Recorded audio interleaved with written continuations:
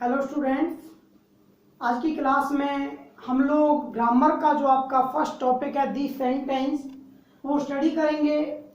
Students, हम लोगों ने ग्रामर में टेंस का टॉपिक कर लिया और अपनी बुक के फर्स्ट और किसी क्लास में सेकंड हम चैप्टर भी पढ़ चुके हैं। आज हम ग्रामर का जो टॉपिक है सेंटेंस वो स्टार्ट करने वाले हैं, क्योंकि बुक्स को पढ़ना काफ़ी कठिन है और वीडियो के द्वारा उन्हें समझा पाना उससे भी ज़्यादा कठिन है। तो ग्रामर का जो टॉपिक है वो हम आज डिस्कस करेंगे। स्टूडेंट, सेंटेंस के बारे में आप लोगों ने लास्ट क्लास में भी पढ़ा होगा, हमने आपको पढ़ाया है।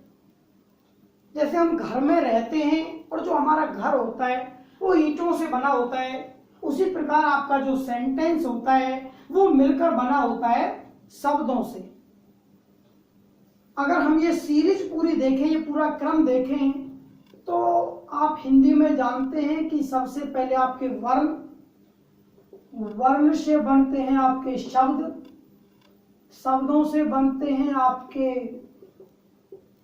वाक्यांश, वाक्यांश से बनते हैं आपके वाक्य, और इनसे आपके फिर आगे हिंदी में आपके गद्यांश वगैरह जो होते हैं वो फॉर्म होते हैं। उसी प्रकार इंग्लिश में वर्ण यानी कि आपका अल्फाबेट, अल्फाबेट्स आपस में जुड़े, एक दूसरे के साथ कनेक्ट हुए, फॉर्म हुए वर्ड, वर्ड एक दूसरे के साथ जुड़े, फॉर्म हुए आपके सेंटेंस, और सेंटेंस एक दूसरे के साथ जुड़े तो आपके फॉर्म हुए पैसेज। ठीक है, तो इसी में अल्फाबेट या वर्ण यदि हम डिफाइन करें, अल्फाबेट क्या होता है? The smallest sound that can not be broken. Alphabet वो सूक्ष्मतम ध्वनि जिसके टुकड़े ना हो, वर्ण कहलाती है। Word a group of meaningful alphabets, यदि वर्णों का कोई समूह जो एक अर्थ प्रकट करे, जिसका पर कोई अर्थ बने, सार्थक होना चाहिए, वर्ड हो जाता है। और आज का जो हमारा टॉपिक है वो क्या है? सेंटेंस। तो आइए सेंटेंस को डिफाइन करते हैं। सबसे पहले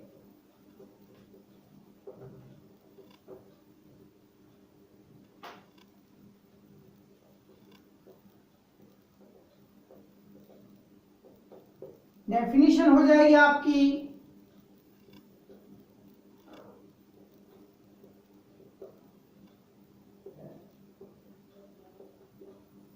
a group of meaningful and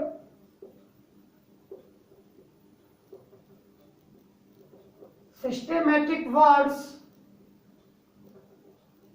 is called a sentence। शब्दों का सार्थक व क्रमबद्ध समूह वाक्य का निर्माण करता है। For example,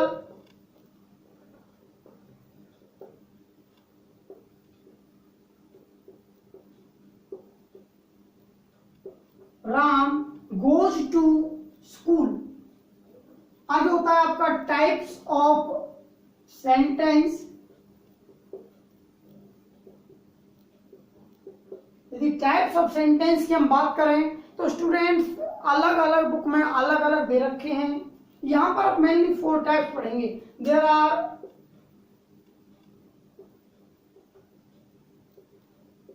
mainly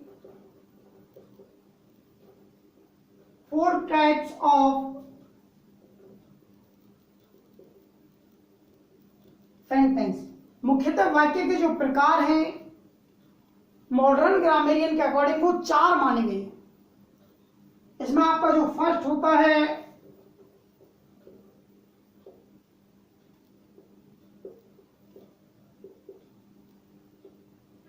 assertive sentence, second होता है आपका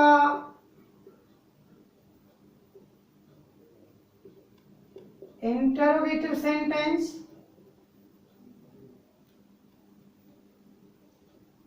थर्ड होता है आपका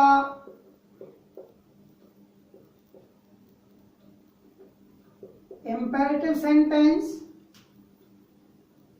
और नंबर 4 होता है आपका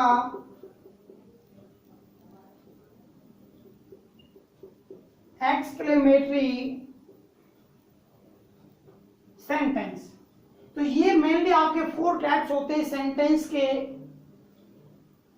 अब हमें क्या करना है, इन चारों टाइप्स को अलग अलग डिफाइन करना है। तो स्टार्ट करते हैं फर्स्ट टाइप से, इन्हें डिफाइन करते हैं।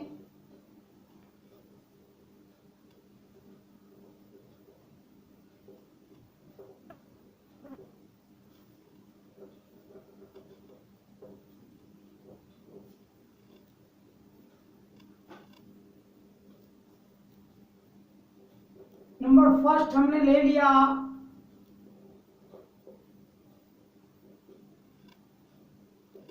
assertive sentence।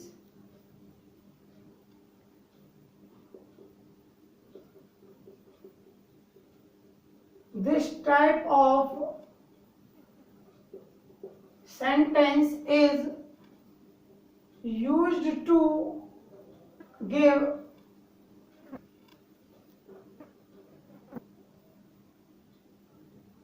statement which may be positive or negative. तो असर्टिव सेंटेंस क्या होता है स्टूडेंट? सेंटेंस का वह प्रकार जो एक कथन, एक वक्तव्य, एक तथ्य देने के लिए प्रयोग किया जाए, और ये जो आपका वक्तव्य होगा, तथ्य होगा, वो पॉजिटिव भी हो सकता है और नेगेटिव भी हो सकता है।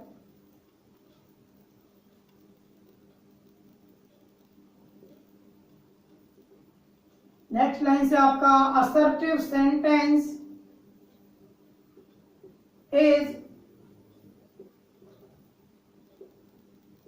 further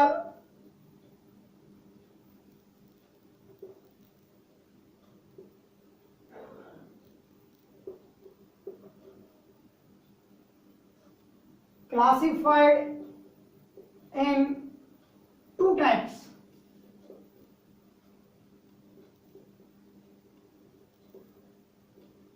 फर्स्ट हो जाएगा आपका पॉजिटिव और अफर्मेटिव, और सेकंड हो जाएगा आपका नेगेटिव। अफर्मेटिव यानी कि जिनमें आपकी सकारात्मक या आपको पॉजिटिव स्टेटमेंट दी गई है, और नेगेटिव जिनमें आपको नकारात्मक स्टेटमेंट दी गई। For example, they do not invite me, यह आपका नेगेटिव हो गया। यदि पॉजिटिव का एग्जांपल हम बोले तो पहले हम लिख सकते हैं, पहले हम लिख चुके हैं, राम गोज टू स्कूल। अब हम डिफाइन करेंगे सेकंड टाइप को।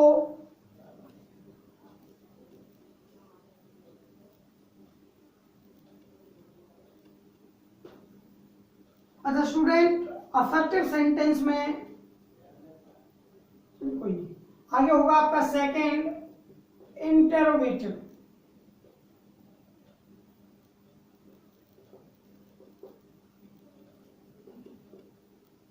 The type of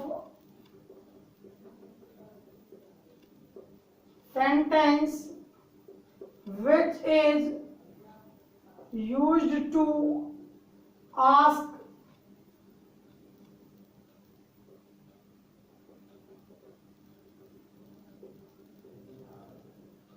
questions are called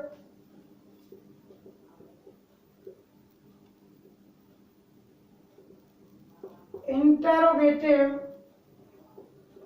sentence। For example, do we go to temple? Do we go to temple? ये हो जाएगा आपका इंटरोगेटिव सेंटेंस।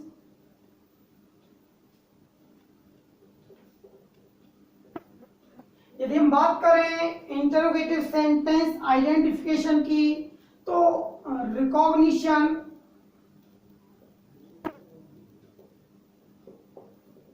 हम लोग लिख सकते हैं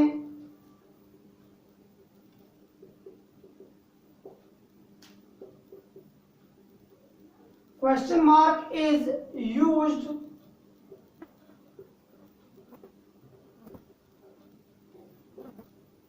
in the end of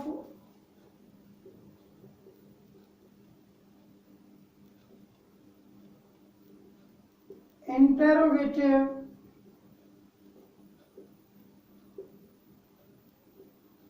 sentence.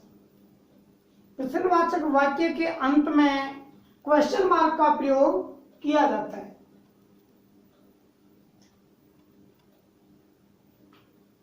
आज की क्लास में इतना ही। नेक्स्ट 2 टाइप जो आपके हैं, अगले जो 2 प्रकार हैं आपके वाक्य के, वो हम डिस्कस करेंगे अगली क्लास में।